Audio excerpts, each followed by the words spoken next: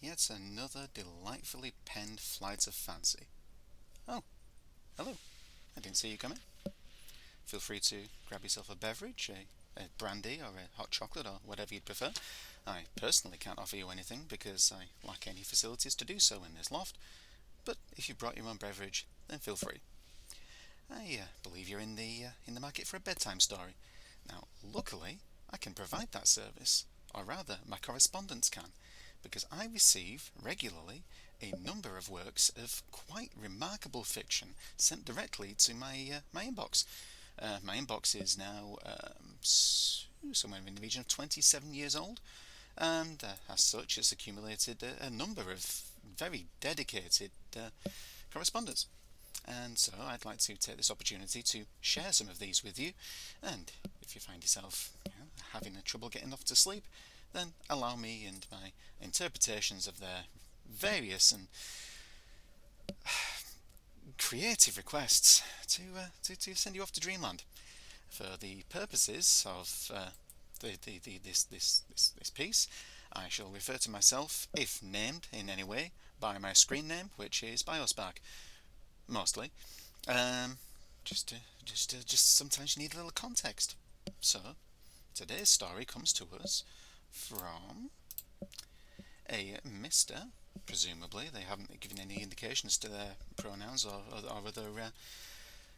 other identity there, but it comes to us from a Mr. Williams G. Emad, the Interim Assistant General Manager for Operations, Maintenance and Transportation at the Philadelphia International Airport, located at 8000 Essington Avenue in Philadelphia, PA, and that is 19135 USA, and their email is we9712995@gmail.com.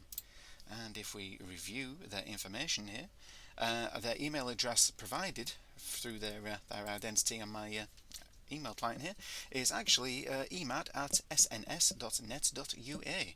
Now, I sense a little discrepancy there, Williams, but we'll overlook that for now. Attention. Your abandoned package for delivery. I am Mr. Oh, thank you. I am Mr. Williams G. Emad, Head of Luggage/Baggage Storage Facilities, Operations, Maintenance, Transportation, here at the Philadelphia International Airport, USA. Okay, they identify themselves as General Manager before and not Head of Department, but that's fine. During my recent withheld package routine held at the airport storage vault, I discovered an abandoned shipment from a diplomat from Africa, and when scanned it revealed an undisclosed sum of money in a metal trunk box weighing approximately 110 kilograms. Now, Mr. Williams, I must assume that the metal trunk box itself weighs approximately 110 kilograms, because otherwise, unless they wish to ship a 110 kilogram sum of pennies, that is a remarkable weight of cash. The consignment was abandoned because the contents of the consignment were not properly declared by the consignee as money. Rather, it was declared as personal effects to avoid interrogation, and also the inability of the diplomats to pay for the United States non-inspection charges, which is $3,700 USD. Now, they've helpfully also included the dollar sign there. I don't know if this is standard practice.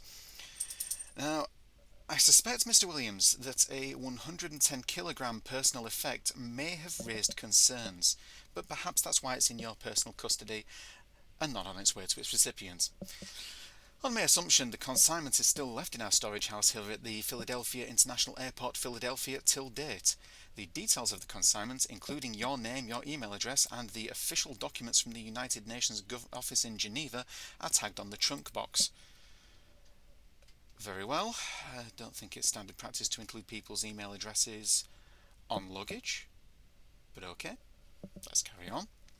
However, to enable me to confirm if you are the actual recipient of this consignment as the Assistant Director of the Inspection Unit, you appear to be the Interim Assistant General Manager and the Head of Department, but let's just triple check this. Assistant Director, okay. Well, you know what? I wear a number of different hats at work.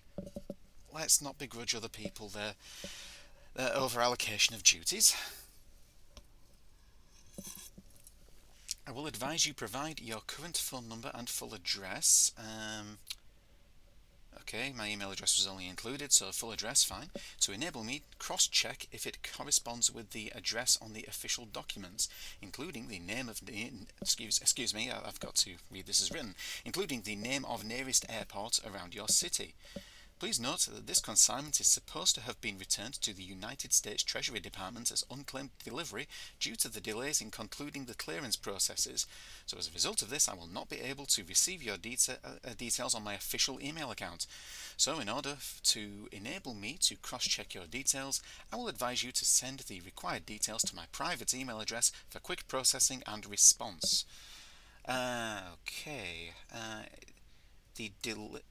Due to the okay, so presumably the delays in concluding the clearance processes are also delaying my email being received by another email account.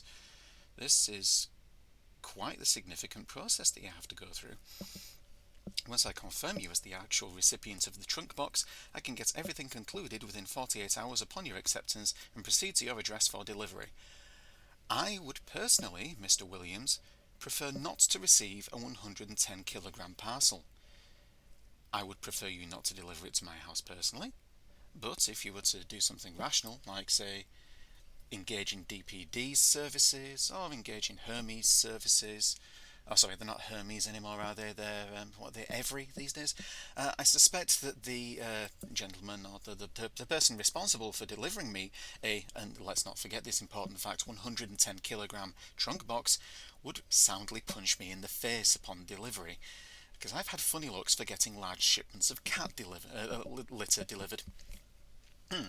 And lastly, be informed that the reason I have taken it upon myself to contact you personally about this abandoned consignment is because I want us to transact this business and share the money, 70% for you and 30% for me, since the consignment has not yet been returned to the United States Treasury Department after being abandoned by the diplomats, so immediately the confirmation is made, I will go ahead and pay for the United States non-inspection fee of $3,700 and arrange for the box to be delivered to your doorstep, or I can bring it by myself to avoid any more trouble, but you have to assure me of my 30% share. Now, I must point out at this point, Mr. Williams, that we have not agreed on how much money is inside the trunk box, simply that there's a fee of $3,700, and I suspect that we'd both be looking rather foolish if you opened up this 110 kilogram parcel and it contained a $10 bill.